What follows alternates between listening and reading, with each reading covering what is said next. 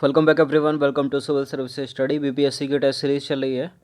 इससे पहले जो टेस्ट था, टेस्ट नंबर 25 हिस्ट्री का था, यह है टेस्ट नंबर 26 और इसमें फोकस करेंगे हम एनवायरनमेंट और इकोलॉजी के इंपॉर्टेंट प्रश्नों पर। तो चलिए स्टार्ट करते हैं। 3 से 4 सेकंड मिलेगा टाइम एक प्रश्न को पढ़ने के बाद। अपना भी उत्तर सोच के रखिएगा कि क्या हो सकता है आंसर, ठीक है। तो क्वेश्चन नंबर 1 पर आ जाइए। अर्नस्ट हैकेल ने पारिस्थितिकी यानी इकोलॉजी शब्द का प्रतिपादन कब किया था? बताइए कब किया था। देखिए 1900 तो कुछ बात का समय नहीं हो गया, इससे पहले ही हो गया था 1869 में। ऑप्शन नंबर ए है इसका आंसर। तो देखिए जीव, समष्टि, समुदाय, पारितंत्र, वायोम और जैवमंडल पारिस्थितिकी संगठन के विभिन्न स्तर हैं। इनमें जो जीव है ना, जीव वो सबसे मूल, और जो जैवमंडल है ना, ये जैवमंडल ये वाला, ये सबसे व्यापक है, ठीक है, सबसे बड़ा है। जर्मन वैज्ञानिक अर्नस्ट हैकेल ने 1869 में पारिस्थितिकी शब्द का प्रतिपादन किया था। तो ये सन भी याद रखिए और ये नाम भी याद रखिए, पूछ लेते हैं इनको। क्वेश्चन नंबर 2 पर आ जाइए। जीवों का एक ऐसा समूह जिसमें विभिन्न प्रजातियों के जीवों की संख्या जो एक ही क्षेत्र में रहते हैं तथा पारस्परिक क्रिया करते हैं, क्या कहलाती है? क्या कहलाती है? पारितंत्र लगाकर गलत मत कर देना इसको। जैविक समुदाय, ठीक है, जैविक समुदाय। तो देखिए जीवों का एक ऐसा समूह जिसमें विभिन्न प्रजातियों के जीवों की संख्या जो एक ही क्षेत्र में रहते हैं तथा पारस्परिक क्रिया करते हैं, जैविक समुदाय कहलाता है, ठीक है। और जीवों का समुदाय और वह पर्यावरण जिसमें वो रहते हैं पारितंत्र कहलाता है, ठीक है। यूपीएससी तक में पूछी जा चुकी है लाइन। पर्यावरण के कितने घटक होते हैं? कई बार बताया होगा दूसरी टेस्ट सीरीज़ में। पर्यावरण के 2 घटक होते हैं। कितने? 2। तो ऑप्शन नंबर बी हो जाएगा इसका आंसर। और कौन कौन से हैं वो 2 घटक? जैव घटक, और इसी को बनाना हो दूसरा तो आ लगा दो, अजैव घटक, यानी बायोटिक कंपोनेंट और एबायोटिक कंपोनेंट, ठीक है।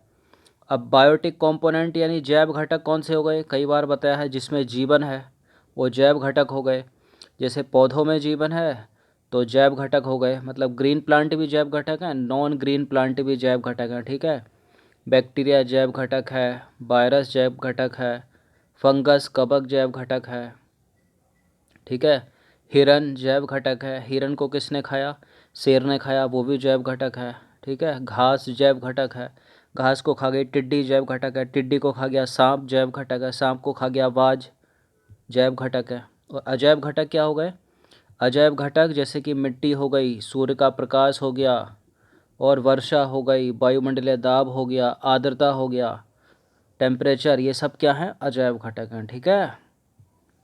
तो इस प्रश्न का उत्तर दीजिए तो इसी बात पर। निम्नलिखित में से पर्यावरण के जैव घटक को पहचानिए, यानी बायोटिक कंपोनेंट को पहचानिए, कौन सा है इसमें? जैव जिसमें जीवन है, ठीक है। तो फंगस यानी कवक, ठीक है, जैव घटक हो गया। अग्नि यानी आग, वायुमंडलीय गैसें, गुरुत्वीय क्या हो गया? अजैव घटक। चलिए अगले प्रश्न पर आ जाइए। पर्यावरण के संदर्भ में निम्नलिखित में से कौन सा असत्य है? पहला विकल्प है पारितंत्र का निर्माण विभिन्न प्रकार के समुदायों के संयोजन से हुआ है। बायोम विभिन्न तरह के पारितंत्र के मिलने से बना है। जैवमंडल वायोम से बृहत्तर संकल्पना है, और समुदाय का निर्माण पारितंत्र के संयोजन से हुआ है। बताइए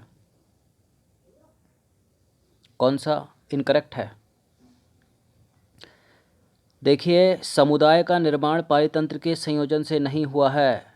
एक पारितंत्र में बहुत सारी कम्युनिटी रहती हैं, यानी बहुत सारे समुदाय मिलकर बनता है पारितंत्र। तो गलत है यहाँ पर डी। फर्स्ट करेक्ट है, सेकंड करेक्ट है, थर्ड करेक्ट है। तो पारितंत्र का निर्माण विभिन्न प्रकार के समुदायों के संयोजन से हुआ है, ठीक है, ना कि समुदाय का निर्माण पारितंत्र के संयोजन से। डी गलत है। क्वेश्चन नंबर 6 पर आ जाइए। निम्नलिखित में से कौन सा कथन एक बार और असत्य है, या सही नहीं है, या गलत है? जलवायु का तात्पर्य किसी क्षेत्र के औसत मौसम से है। एक लंबे समयांतराल यथा वस्तुओं या वर्षों के आधार पर जलवायु का आकलन होता है, यानी लंबे समय के बाद। मौसम में घंटा, दिन या साप्ताहिक परिवर्तन होता है। तापमान, दाब, आर्द्रता और वर्षा वायुमंडल में घटित होने वाले अल्पकालिक लक्षण हैं क्या?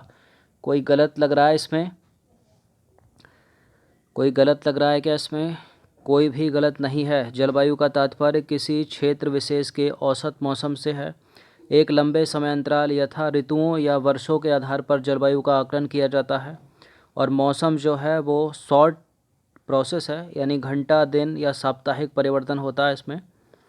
और तापमान, दाब, आर्द्रता और वर्षा वायुमंडल में घटित होने वाले अल्पकालिक लक्षण हैं। तो सारे के सारे करेक्ट हो गए, कोई भी गलत नहीं है, इसलिए इसका उत्तर लगाएंगे उपरोक्त में से कोई नहीं, यानी ऑप्शन नंबर ई। तो देखिए, किसी निश्चित स्थान और समय में वायुमंडल में घटित होने वाले अल्पकालिक लक्षणों को मौसम से संबद्ध किया जाता है, जैसे तापमान, दाब, आर्द्रता, वर्षा, सूर्य का प्रकाश, बादल और वायु। जलवायु का तात्पर्य किसी क्षेत्र विशेष के औसत मौसम से है, जिसमें वायुमंडलीय स्थिति की सामान्य अवस्थाएं, ऋतु परिवर्तन और लंबे समय की चरम मौसमी स्थिति सम्मिलित हो। एक लंबे समय अंतराल यथा ऋतुओं या वर्षों के आधार पर जलवायु का आकलन किया जाता है, जबकि मौसम जो है घंटा, दिन या साप्ताहिक परिवर्तन होता है उसमें। ठीक है, आसान भाषा में समझें तो जलवायु एक लॉन्ग टर्म प्रोसेस है और मौसम शॉर्ट टर्म प्रोसेस है। ठीक है, क्वेश्चन नंबर 7 पर आ जाइए। निम्नलिखित में से कौन से दो मुख्य कारक हैं? दो मुख्य कारक पूछे हैं जिनके आधार पर किसी क्षेत्र की जलवायु का निर्धारण होता है। कौन से हैं इसमें दो मुख्य कारक जिनके आधार पर किसी क्षेत्र की जलवायु का निर्धारण होता है? एक तो टेम्परेचर हो गया, तो जहाँ जहाँ टेम्परेचर नहीं है उसको एलिमिनेट कर दो। दूसरा हो जाएगा रेनफॉल, तापमान और वर्षा। तो ऑप्शन नंबर ए हो जाएगा इसका आंसर। तो देखिए, तापमान तथा वर्षा दो प्रमुख कारक हैं या दो मुख्य कारक हैं जिनके आधार पर किसी क्षेत्र की जलवायु का निर्धारण होता है। विभिन्न क्षेत्रों में तापमान, वर्षा तथा वायु में जलवाष्प की मात्रा में बदलाव से भूमंडलीय जलवायु का स्तर का निर्माण होता है। ठीक है, भूमंडलीय जलवायु स्तर का निर्माण होता है। तो कौन कौन से हो गए? तापमान और वर्षा। क्वेश्चन नंबर 8 पर आ जाइए। शीतोष्ण कटिबंधीय क्षेत्र पाया जाता है, बताइए किन अक्षांशों के बीच पाया जाता है शीतोष्ण कटिबंधीय क्षेत्र? तो ये पाया जाता है 40 डिग्री से 60 डिग्री अक्षांश के बीच। ऑप्शन नंबर ए है इसका आंसर। तो देखिए, 40 से 60 डिग्री अक्षांश के बीच पाया जाता है शीतोष्ण कटिबंधीय क्षेत्र, और 20 डिग्री से 40 डिग्री के बीच उपोष्ण कटिबंधीय क्षेत्र, और 0 से 20 डिग्री के बीच उष्ण कटिबंधीय क्षेत्र, और आर्कटिक तथा अंटार्कटिक पाया जाता है 60 डिग्री से 80 डिग्री अक्षांश के बीच। ये सारा निर्धारित किससे होता है? ये अपनी सुंदर सी पृथ्वी बीच से एक रेखा खींचेंगे हम 0 डिग्री, तो ऊपर को चले जाइए, नीचे को चले जाइए, मतलब उत्तरी गोलार्ध में और दक्षिणी गोलार्ध में दोनों में होता है ये। क्वेश्चन नंबर 9 पर आ जाइए। जीवों के पर्यावास यानी आवास या हैबिटाट के संदर्भ में कौन सा सही नहीं है? पर्यावास का पर्यायवाची आवास या हैबिटाट इंग्लिश में। पर्यावास एक भौतिक पर्यावरण है जिसमें कोई जीव रहता है। विभिन्न प्रजातियां एक ही पर्यावास में रह सकती हैं। विभिन्न प्रजातियां एक ही पर्यावास में नहीं रह सकती। संपूर्ण जैविक समुदाय द्वारा अध्याशित क्षेत्र पर्यावास को इंगित करता है। देखिए, अब इन दोनों में से कुछ ना कुछ है, क्योंकि ये दोनों स्टेटमेंट एक दूसरे के पूरक हैं, विपरीत जा रहे हैं। तो विभिन्न प्रजातियां एक ही पर्यावास में रह सकती हैं, ये वाला स्टेटमेंट सही है। विभिन्न प्रजातियां एक ही पर्यावास में नहीं रह सकती, ये वाला स्टेटमेंट गलत है। तो यहाँ समय खपाने की ए और डी में आवश्यकता बिल्कुल नहीं है। सी को मारिए और आगे बढ़िएगा। तो देखिए, पर्यावास के लक्षणों को इसके संरचनात्मक घटकों द्वारा प्रस्तुत किया जा सकता है। ये घटक कौन कौन से हैं? स्थान हो गया, भोजन हो गया, जल हो गया, आश्रय हो गया। पृथ्वी पर मुख्यतः 4 प्रकार के पर्यावास हैं: स्थलीय पर्यावास, अलवणीय जल, ज्वारंधमुख और समुद्र। मानव आंत जो है फीताकृमि का पर्यावास है, और जो सड़ी गली वस्तुएं हैं वो किसका पर्यावास है? कवक का, यानी फंगस का, फफूंद का। चलिए क्वेश्चन नंबर 10 पर आ जाइए। निम्नलिखित में से कौन सा कथन सही नहीं है? पहला स्टेटमेंट है, दो प्रजातियों का समान निकेत परस्पर स्पर्धा को जन्म देता है। एक प्रजाति निकेत अपने पर्यावरण के जैव और अजैव घटकों की अंतक्रिया को समाहित करता है।